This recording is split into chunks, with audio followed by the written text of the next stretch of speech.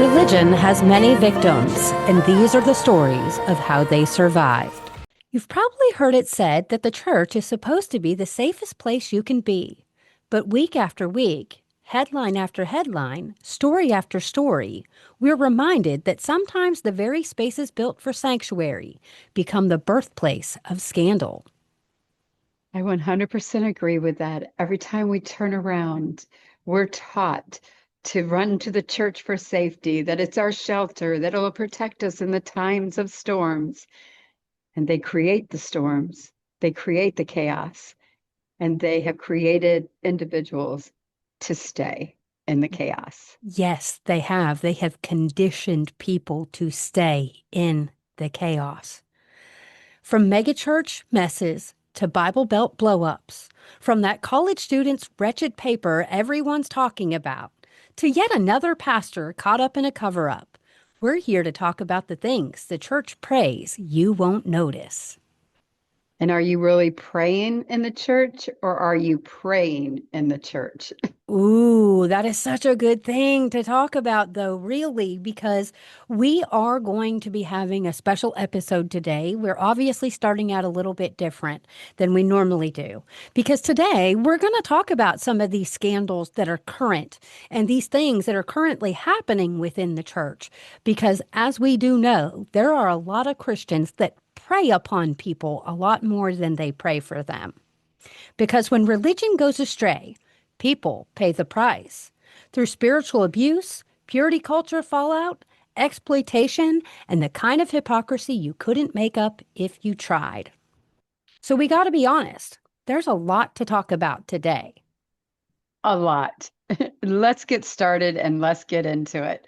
Because Heather, you and I both personally have witnessed this in the churches that we attended, grew up in, and were faithful to our whole lives. And now that we are on the other side looking in, we see the damage that is being done to those that still maintain and stay within the four walls of the church houses today.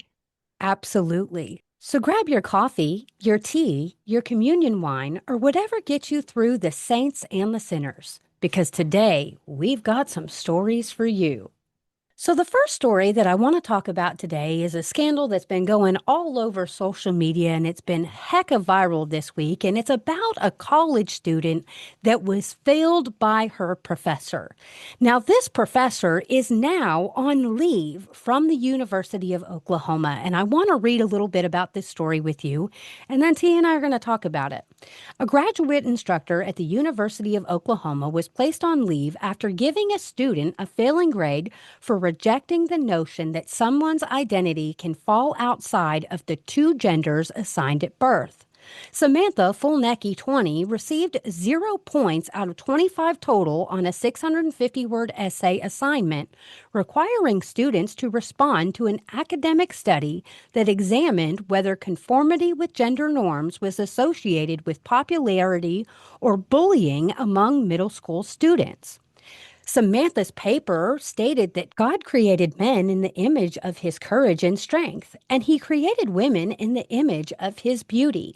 He intentionally created women differently than men, and we should live our lives with that in mind, Fulnecki wrote in her essay provided to the Oklahoman. It's frustrating to me when I read articles like this and discussion posts from my classmates of so many people trying to conform to the same mundane opinion, so they do not step on people's toes. I think that is a cowardly and insecure way to live, she added. However, her instructor said the submission failed to answer the questions for the assignment. It contradicts itself, heavily uses personal ideology over empirical evidence in a scientific class, and is at times very offensive. While you are entitled to your own personal beliefs, there is an appropriate time or place to implement them in your reflections. I encourage all students to question or challenge the course material with other empirical findings or testable hypotheses, but using your own personal beliefs to argue against the findings of not only this article, but the findings of countless articles across psychology, biology, sociology, etc., is not best practice, the instructor added. Now, this school has went on to put this instructor on leave because they gave this student a zero. Now, I have taken college courses. Have you taken college courses, T? Many. Have you ever been asked to write a paper in any of these college courses?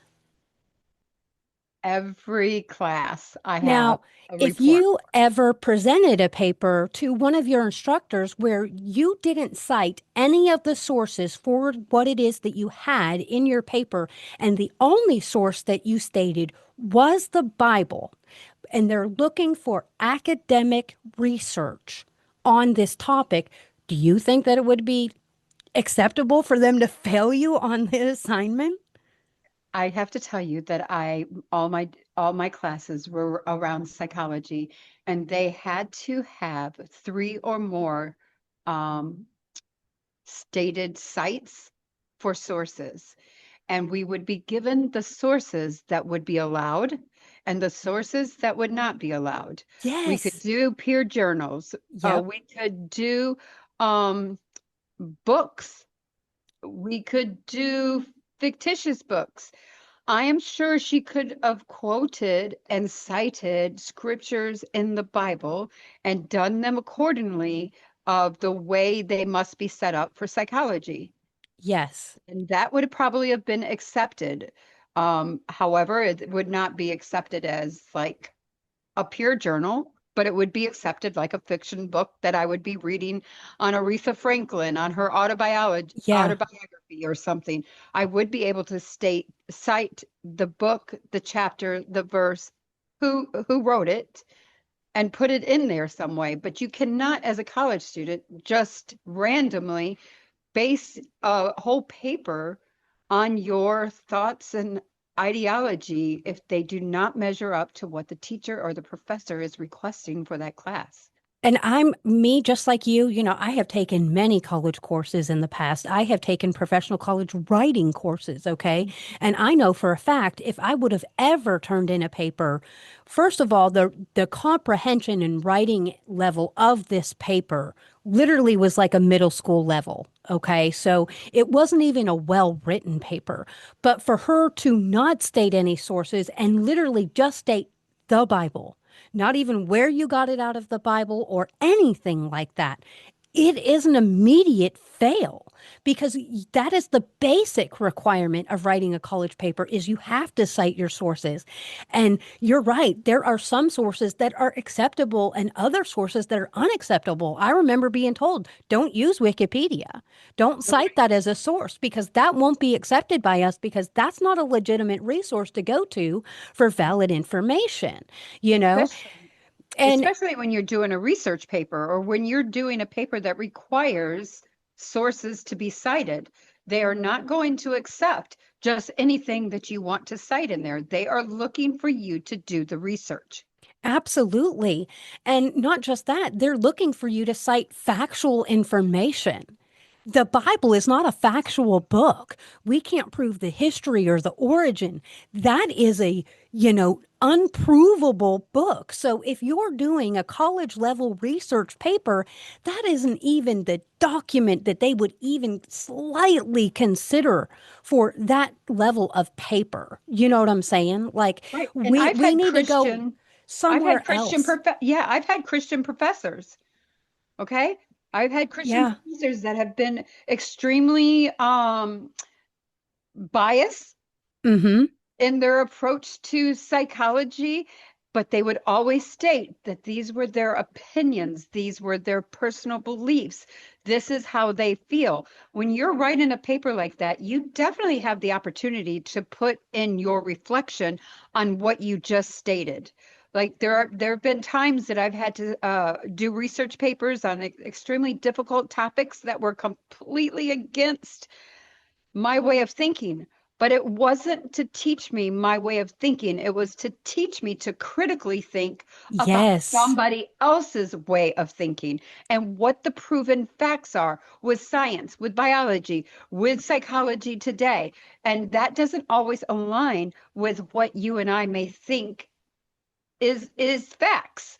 And it is up to us and that professor to teach us to go look for facts. Yes. And, Mhm. that's one thing that Christians really don't like to do is go look for facts. And when they do go look for facts, they're looking for something that already confirms what it is that they already think that they know about the world around them. And that's another point that I want to point out with her paper is even the things that she stated in her paper have been disproven time and time again by theologians, by science, for goodness sakes. When she was just flat out stating that there's only two genders, she's literally dismissing an entire people group, which is intersex people. We know that they exist. So you're literally in a college level paper, you're saying, oh, these people that we know exist. No, they don't exist because my worldview says they don't. And that's not right. That's not godly. Like you couldn't ever say that that's godly because you're literally denying reality to try and prove your point that's not even factual.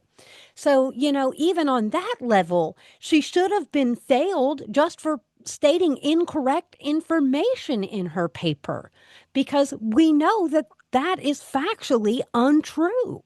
So, the absurdity of it all. And the thing that really gets me about this young girl is now she's claiming that she's being persecuted. And that's why this instructor was put on leave. She's claiming that she's being persecuted for her Christian beliefs. And she has gotten Turning Point USA involved in this situation now.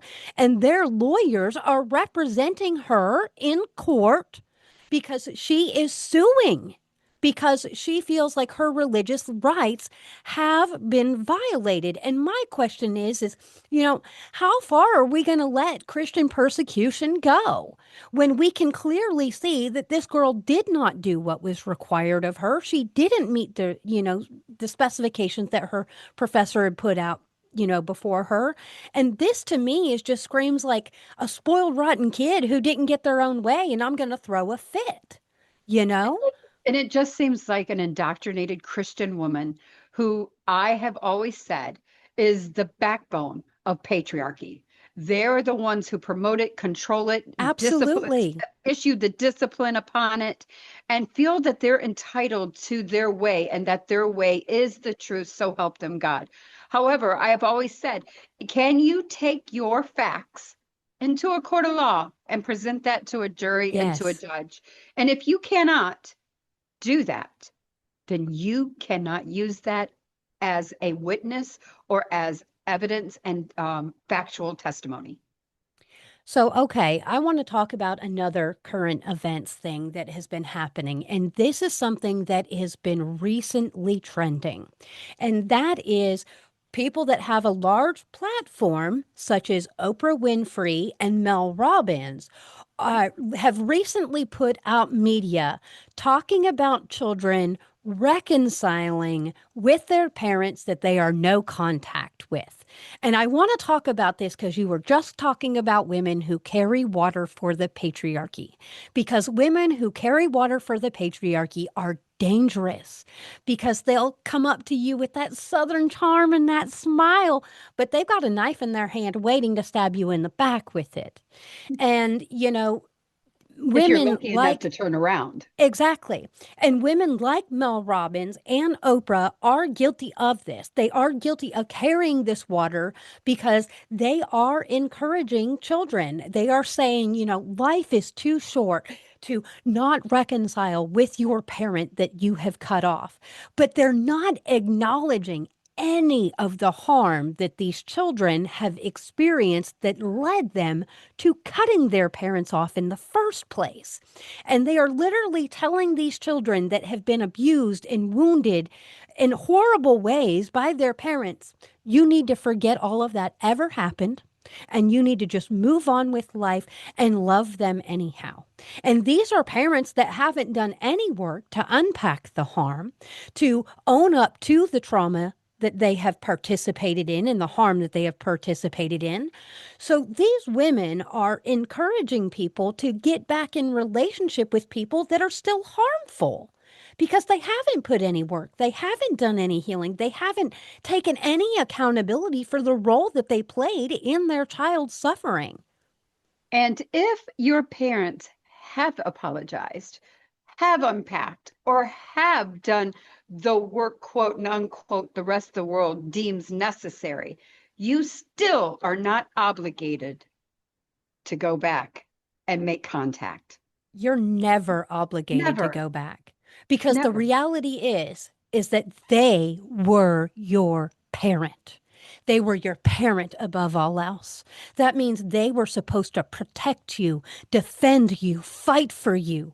All those things, love you fiercely and unconditionally. And if they didn't do those things, they failed you on every level. And if You they know, did not provide a safe place for a child to be able to be a child, no. do And, not get the opportunity as an adult when I have been able to form those safe places for myself. yeah. They don't get the opportunity then to be a part of my safe place that I had to create on my own. Exactly. And I had to heal from things that I never had a hand in breaking, right? Things that my family had a hand in breaking, that my father broke. And, when I look at people like him that I am no contact with, and I see that he hasn't done the work, he hasn't healed, right?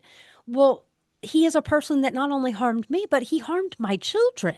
My daughter had to unpack harm she experienced at the hands of my father, right? And it wasn't ever physical, it was always mental and emotional, but it doesn't matter. That damage is still damage. And Right. I would never say, oh, nope, it's okay. You haven't put any work in. You're still harmful. You're still out here cutting everybody, but it's okay. We can be in community with you because you don't know any better. No, no. No, If I we had to aren't doing learn that. better and I had to do better and I had to learn a brand new way of living and I had to become that person that my younger self would have come to today, I'll be damned if they get to reap the benefits of my hard work and my labor. And they won't get to Go reap the do the work. benefits, and they won't get to reap the benefits of my silence either. Because No. I came from generations of people where we don't talk about the creepy uncle. We don't, Right. we don't talk about the family struggles. We walk out of the house and we pretend like we have no issues whatsoever. And I'm here to tell you, we aren't covering up the family secrets anymore because the family secrets becomes a huge problem later on down the road if you don't tell somebody about it, if you don't speak about it, you don't call these things out. Harm breeds more harm. And not only when we walk away, Heather, but we are taught as we are walking in that door, put your happy face on, make sure you're smiling, do whatever needs to be done. We only have 2 or 3 hours. I'm sure you can do it. Yep, Just make sure you don't bring up anything controversial and you make sure that behave how you're supposed to behave, do what you're supposed to do. And sometimes what needs to be done is a match lit to that kitchen absolutely. and turn around and walk away. And that is another thing about women is we are conditioned to be meek, mild, submissive, seen, not heard. You do everything that you're told. You don't question it. So when you have women that are out here speaking to people like us, they're trying to put you back in that goddamn box. They're trying to strip you of your voice, your autonomy, your power, your ability to put up boundaries and say, no, you're not allowed to hurt me anymore. They are giving permission for those harmful people to keep harming you. And they're saying, it's okay. And not only that, right? We were raised where women were policed. Yep. And everything we did, everything we said, every outfit of garments that we put on our body, the way our hair looked, the way our face looked, the way we have presented ourselves, whether or not we presented ourselves with in a good spirit or we were presenting ourselves with a bad spirit that day, Yeah. like our vibes were off, right? We were so policed that now that I have learned that I can live life without being policed. Yeah. Nobody polices my tone of voice. Nobody polices my choices that I've had to make to survive and my choices that I'm making now, trying to figure out how to live life outside of survival. Nobody. Yeah. needs to police us any longer. No, They don't absolutely they not. don't get to tell me because you're a celebrity to forgive and forget. You don't get to tell me because you're Joyce Myers that you went back to your dad who abused you your whole life and you showed him God's forgiveness. Yep. What about showing him God's wrath? Exactly. Why are we still forgiving these horrible men? Why are we still allowing them to have a platform? Like, I am tired of it. And I said this yesterday just on Facebook in a post. Like, your lies about the Bible, your lies about the people that you're in community with, we're not okay with that anymore. We're not accepting it anymore. We're not calling this evil shit holiness anymore. We're calling it out for what it is. And it Point is blank. evil and it Yep. does harm. And if you don't think it does harm, just go look at somebody who's 50 years old, like I was a couple years ago, and finally decide to start talking out Yep. about what happened to us inside church walls and church uh, buildings. Yep. Okay. You can say what you want to say, Heather, but if someone says not in my church, that's because they've got it hidden and it's buried Yep. under the carpet and it's been like brushed over, like that one church in Kalamazoo this couple weeks ago that was ready to send a homeless shelter to jail. Yes. But her husband is working with the youth inside that sanctuary, and everybody knows he has a record.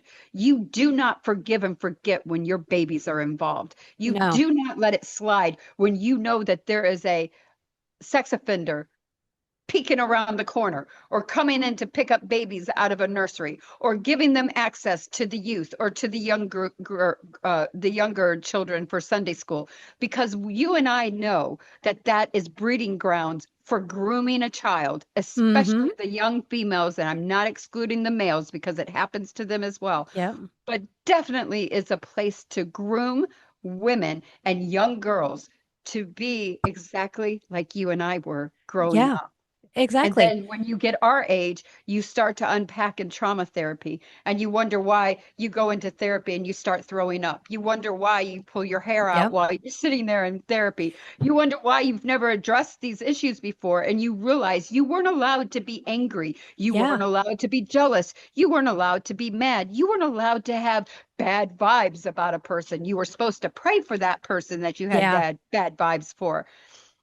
There was men in that church that I didn't want them laying their hands on me and praying for Yeah. me over something or being sick, because whenever the minute they touched me, I would get the creeps from the top of my head to the bottom of my feet, and they were not spiritual tinglings going down my Yeah. spine.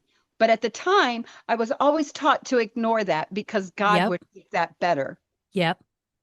Now I'm 50 unpacking that shit. There was somebody I heard her say yesterday that, she was in an abusive relationship and she went to unpack that in therapy. And that was when her deconstruction began at the same time Mhm. because she started hearing the correlations between her abusive relationship that she had with that partner that she had split up with and the relationship she had with God was exactly the same. Serve Exactly. me or else. Love me or burn. Do as I say the way I say it, or I'll punish you. It is all abuse. And then when you add on the purity culture on top of it, it makes young girls responsible for the horniness of men, which is so vile and disgusting. Like a child is not responsible for a man controlling himself. We have Mhm. literally seen videos of women on the internet within the past couple weeks. They're showing us that their dogs fucking behave better than grown ass men do, that they have more control over their animals than we have over grown men. And And that, Heather, I've told you this story. I was 16 years old and I had to wear my dresses to where my ankles barely covered. My wrist had to be covered. My neck bones right here always had to be covered. yeah, There was no way that as a 16-year-old girl that I even understood when a pastor stood me up in front of the church and told me that I was causing the men in the church to sin and that the outfit I had on needed to be completely removed and I must go home, change that outfit, wow. and come back to church. I remember getting in my car completely humiliated because this was done in front of 150 Yeah, people. None of my other girlfriends were stood up there and spoke about. I was the only Yeah. female out of the youth. I had to go all the way home. I remember crying all the way home and praying, I'm sorry, God, for doing this. I'm so sorry. I didn't mean Wow. to make the men, what I'm sorry. What am I supposed to do? How am I supposed to dress? How am I supposed to be more godly, more holy, more acceptable Yeah. in your eyes? And then I went home and I changed my dress into the most Pentecostal outfit that I had. Yeah. Went back to church, and when I got back to church, I still was made to come up front and repent for causing the sin in the men's lives because they were married men. Wow. That is so I can fucked up. tell you that that has lasted with me forever. Yep. Like the first thing that I think of when I put something on is, what is somebody going to say about me? How is somebody going to look at Yeah. me? Am I going to provoke a married man? Am I going to provoke, a single man? Is my dress attire? Now, I may not say those things out loud, Heather, but those But are you think it. constant And that shame, indoctrinated thoughts. and it doesn't just affect like what it is that you're wearing out of the house. That shame affects you in the bedroom too. Like, because it makes you not comfortable to get dressed up in like sexy little things. You know what I'm saying? Like, for the longest time, I couldn't wear stuff like that because Maybe I I thought I was deconstructed that a faster. whore, like I am going to hell if I dress up like this, right? But it's because they told us to be ashamed of our bodies. They literally taught us to be ashamed of who we are and Yes, not have a love for ourselves and an appreciation for our bodies and all the things that they do for us, right? So many of us have a negative image of our bodies and we don't love them the way that we should. And it's because of that conditioning, because hmm we are taught to live for everybody except for ourselves. Like for exactly. real, like that's what we're trained to believe. And And can I tell you, the hardest thing for me to do is that I was always small, always. And then life happened and I gained an extra 200 pounds, right? So when I did the bariatric surgery, can I tell you that I always say that I do videos of my progress, mhm, um, of my weight journey, because if anybody knows trauma, you can see every time I've started to let go of another part of trauma. And yeah, I realized now, looking back, that one of my main reasons for weight was I could be a funny fat girl and nobody ever look at me twice. But what do you do with your body once it starts matching actually who you are and you're yeah, starting to live your authentic life and realize that that body that you hid for all those years is the same body you had as a teenager. yeah, And now you have to come to grips with the fact that the way you dress needs to be exactly how the fuck you want to dress because yes, you're making sure that you're pointing out to patriarchy, you have no control over what I put on my body. And I can yes. tell you that as a 55-year-old gam gam, there are more booty shorts in my drawer than there are long leggings in my drawer. But it's not because it's like, ooh, I didn't get to wear this when I was growing up. It is because it looks good on my body and it's hot outside. Yeah, I don't care what anybody else is saying or yep. thinking anymore. Now I have to tell you, there are times that I'm like, oh, maybe I shouldn't do this. But then, but then I look at my grandbaby and she looks at me and she's like, snap, gam, gam, let's go. And I realize, right, I may not be the typical gam gam, right? You're not supposed to be. But I'm exactly, but not only am I not supposed to be, I am training extra generations to Yes, put on your body what the fuck you want to put on. be And your you can authentic tell self. Gam Gam, you tell me if somebody says a damn thing about what you have on. Yes, I love it. Because it does become a very part where it was a part of me, right? So I spilled that to my daughter. However, we're not continuing to spill that on to our other generations. Our bodies is our choice, and what we Yes, put on them And what we take off of them is also our choice. And we are not responsible for how other people respond to what it is we do or do not have on our bodies. Their opinions and their perception of us is none of our fucking business. No, and Roll if on with your you're bad bitch self and live life to the fullest and tell them to get wrecked. and if you are more comfortable and you think modesty is hot, Go for it. go Like for it. I am a more modest dresser and I'm more comfortable with that. And that's totally cool. Like it And just I'm dress not what going. you are comfortable with. Do what makes you happy. And if that's what makes you happy, and if you are a man and you are attracted to somebody who is modest, good. It alleviates a lot of Yes. issues for me because I ain't your bitch, right? Yes, exactly. It's like those guys that get on like the internet and they're like, I'm looking for a woman who loves Jesus, is submissive, and all this other shit. And it's like, oh, good. You're not interested in me at all. Like he doesn't Dresses want a lady that's got tattoos or piercings. appropriately. I'm glad I'm not your type, okay? Like, because I wouldn't want to be with you anyhow. So Makes it easy for me. It makes it easy for me, right? So that is, but that is the biggest thing when you think about it, Heather. When you go back to like, okay, I'm uncomfortable in my own skin, right? I yeah. realized that I had to also deconstruct not Yes, being comfortable in my own skin. And that absolutely. means putting something on sexy, putting something on pretty, Yes. putting something on. And I'm single now, right? I still wear sexy things to bed And that's okay. just for me Yeah. because I know that I like it. It doesn't Yeah. matter if anybody else does or doesn't.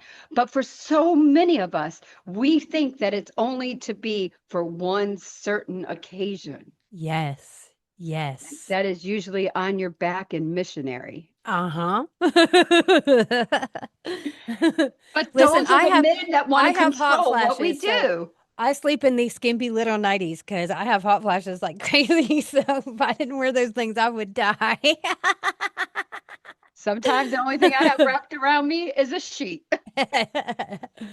Okay, we're going to talk about one more story before we round out the show. And this is going to be about some lawsuits that are occurring against Harvest Christian Fellowship and Pastor Greg Laurie. Two lawsuits became four, four became six, and then six became a dozen. Now, megachurch pastor Greg Laurie and his Riverside, California based Harvest Christian Fellowship and two former ministers of that church are facing 12 different lawsuits from 12 different men. Each of the men say they were sexually abused while growing up in the Romanian orphanages that Harvest Christian Fellowship founded and funded, but failed to oversee. One of them, called Harvest Orphanage Program in Romania, a madhouse run by a sadistic pedophile. Harvest has called the suits a form of financial extortion and said that targeting the megachurch has become the near total focus of an attorney at McAllister Oliveris, a New York and London based firm. Now, I probably pronounced that last name wrong, but it's okay. Now, somebody says the allegation shock one's conscience. The church said in a statement emailed to two multiple media outlets, we have attempted in good faith to engage with the lawyer, but the lawsuit represents only the latest demand, and in this case, many tens of millions of dollars. Now, I'll just be honest with you. This case is not shocking at all to me. If you are any type of aware of Christian spaces and the rampant pedophilia that occurs within those spaces, you wouldn't be shocked by these allegations either.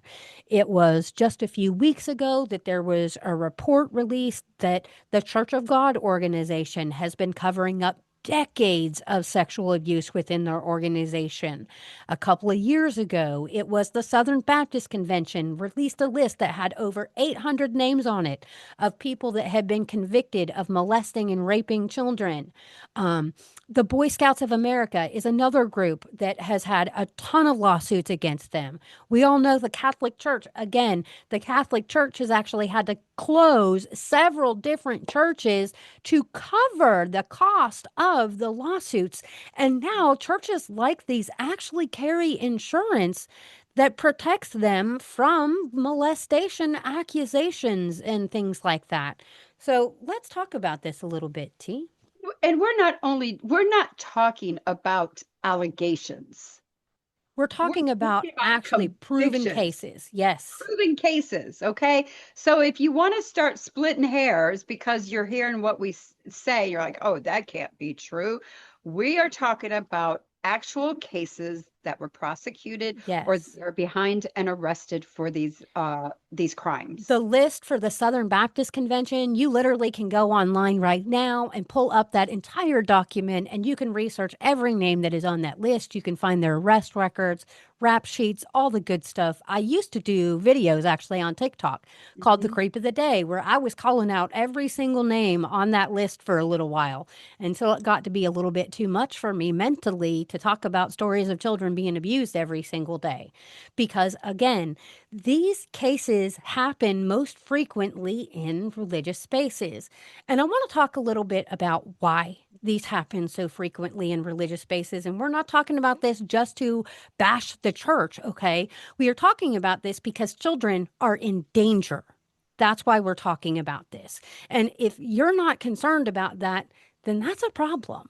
You should be, because we're talking about innocent children that are in spaces where they're not even viewed as fully autonomous human beings. They're not viewed as being equal to the adults that they are in the room with. Children in religious spaces are to be seen and not heard. They're to be silent Yes. and submissive. They're to be obedient. And they are not to ask questions of anybody, especially somebody in a position of authority over them. Now, when you're raised in these spaces, you're And I'm taught, just yeah, go and I ahead. just want to interject really quick. And a lot of these times they go to Christian schools by Christian teachers that are pulled Yes. right out of the church, by Christian leaders who are right inside that same organization. So they go from home where they possibly are being abused or at least groomed to be, to school to where they know that it's not allowed for them to discuss or go to anybody. And then they go to church to where it is also going to. So before you say, well, why didn't that child come up and say something? Please make sure that you understand to whom are they going to speak out to. Yes. Yes. And the reality is that when you're in a child and you're in these spaces and you make an accusation like this, it depends on who's in community with you on how seriously that accusation is going to be taken.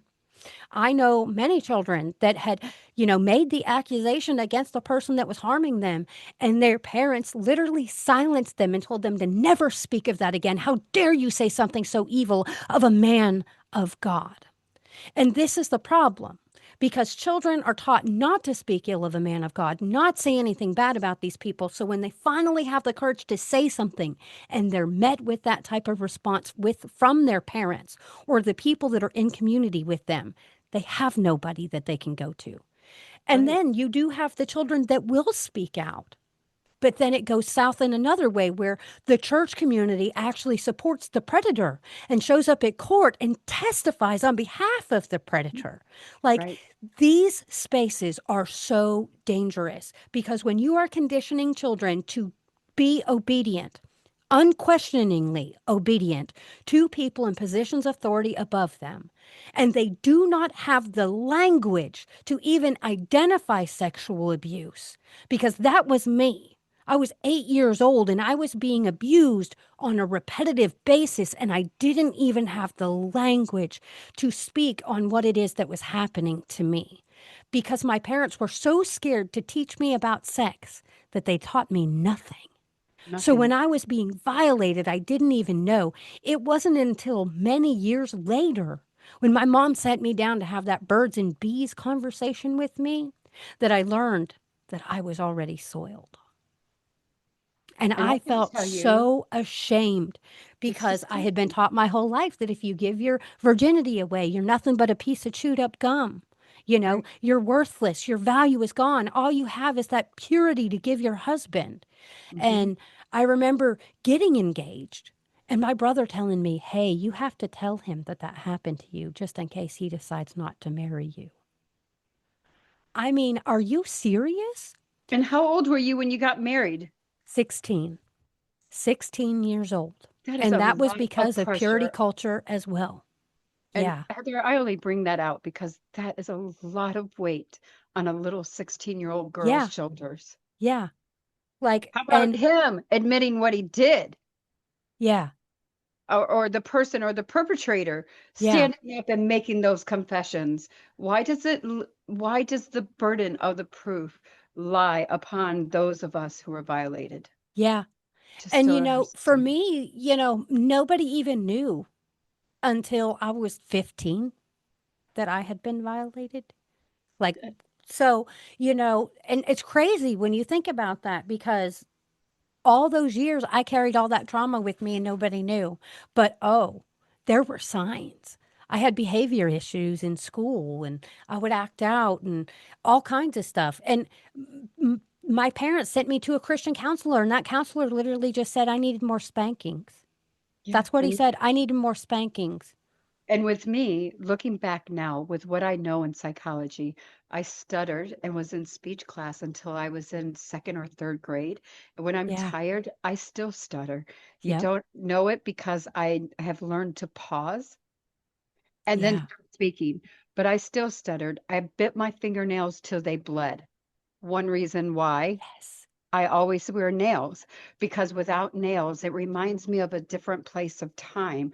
And I Yeah. don't ever want to have to remember those things. But I was 26, Yeah. sitting in psychology class. I had just escaped the church, the cults that I was raised in for a year. Do you know? I didn't know it was illegal and wrong until I was 26 years old, because it was just the way our church was. You Yeah. heard it happen, people stood up and made confessions. You were part of those confessions, but you knew that you could never ever say the confessions yourself because you saw what happened to them and you saw what happened to their family. And, my family was, my brother was dating the pastor's daughter. There were many other like extending Yeah. fingers of this octopus than just me. I was told continuously if I said anything, I would destroy the home. And then I would make it to where your mama wasn't going to be able to take care of the kids. And my dad would say, and you don't want me to go to prison for the rest of my life. My What would dad I? would say stuff like that. He'd be like, "Oh, you go ahead. You go ahead and tell him I'm beating you, and you'll never see me again." Well, what do you go? And they're putting all that onto a child. A So of child from the course you're time not I going to say was a word. You're not going to say a word because you don't want your daddy to go to jail, right? You I don't want it was to be your fault your daddy goes to jail. I was 6 years old when I first started being taught that rhetoric.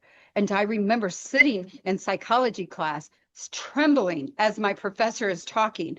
And I'm just like sitting there shaking. And then I just was like sobbing. I Yeah. could not catch my breath. I stood up and I walked out of the room, and I stood out in the hallway and I was trying to get myself back under control. And my professor walks outside. She's like, "Are you okay?" And I said, "No." She's like, "You have to stay after class." And I stayed after class and she looked at me. She goes, "Do you want to talk?" I'm like, "I don't even know what to say." I'm like, "But I didn't know Yeah. what has happened to me. My whole life was Yeah. illegal." Yeah. And she's like, "Wait a minute." And my professor was probably the first person that I told about how bad the cult was that I was Yeah. raised in and what I was facing or the challenges that And I you was were facing. 26 years old before I you was realized that it was 26. illegal. That's I crazy. didn't know. We didn't have access to police, to Yeah. newspapers, Yep. to news reports, to television, to computers, to phones. There was no ways of communication. We didn't talk to our teachers about that. We were Yeah. taught when we go in there, you put your best foot forward and you don't tell family secrets. I didn't know it was a family secret because I knew the Wow. whole church was doing it. Yeah, that's So crazy. I just figured that that's the way it That's was. the way life goes. It's That's how normal. it happens. And and the women either got married and married out into different churches or Yeah. or something, right? But the men that committed the abuse to this day, Heather, are still sitting on the pews in that church in West Palm Beach, Florida, and it is disgusting. disgusting that they completely allow them to sit there and maintain not only Yep. space, but maintain forgiveness, Oh, maintain yeah. complete inclusion with They the have community. titles. And it's the same way with Oh, these men that get busted for, hurting titles. kids. They will literally shift them from one religious institution to another. And they're Yep. still honored. They're still respected. They're treated like we all know when you're in a church, that pastor is treated like a god.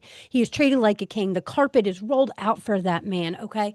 So you mean to tell me somebody that has done something so vile is going to be honored so highly? And I just cannot get down with it. Like, it is why I say all the time religious spaces are so dangerous for children. They are so dangerous because they don't have accountability. They're not mandated reporters. They cover up sexual abuse. They literally will, literally cover for the men that do this stuff, make excuses for them. Their wives make excuses for them. And it's so horrendous. Like, I just, it's, And when you're a child and you're put on a stand, right? Even if I was put on a stand today, they would back me or try to back me into a corner, and they would mix up my words and mix up what I was saying, and they would walk away with a not guilty, or they would yep, plead down to a lower offense.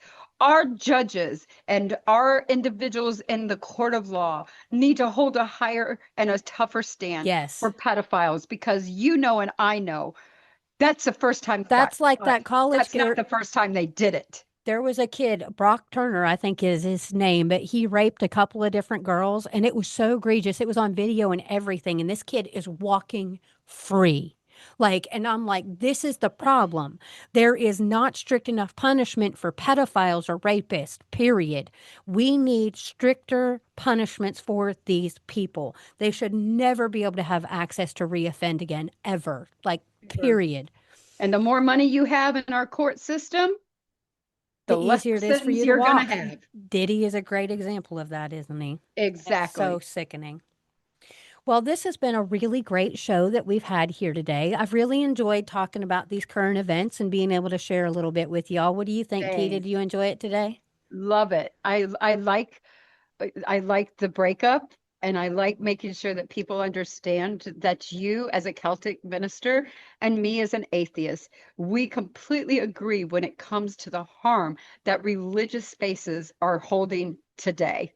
Absolutely. And as always, if you guys liked this episode, please hit that like button, subscribe button, and catch us back here again next week for another episode. And if you're ever interested in being on the show, send us an email at theawakeningpod@gmail.com. We would love to elevate your story of what it is that you had to survive religious trauma and abuse. Thanks for being here, everyone. Much love. Thank you guys for joining today.